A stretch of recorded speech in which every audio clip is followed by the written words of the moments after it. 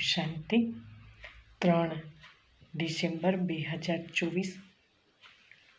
આજની મુરલીનો સાર છે, મીઠા બાળકો, યાદની યાત્રામાં અલબેલા ન બનો.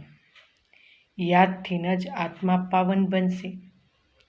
બાપ આવ્યા છે સર્વ આત્માઓની સેવા કરી, એમને શુદ્ધ બનાવવાવાળા. પ્રશ્ન: કઈ સ્મૃતિ બની રહે તો ખાનપાન અર્થાત ખાવા પીવાનું શુદ્ધ થઈ જશે?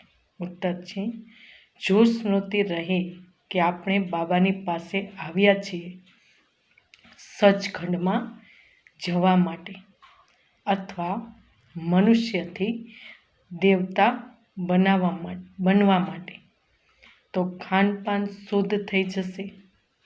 કારણ કે દેવતાઓ ક્યારેય અશુદ્ધ ચીજ નથી ખાતા. જ્યારે આપણે સત્ય બાબાની પાસે આવ્યા છીએ સચખંડ પાવન દુનિયાના માલિક બનવા, તો પતિત અર્થાત અશુદ્ધ બની જ ન શકીએ.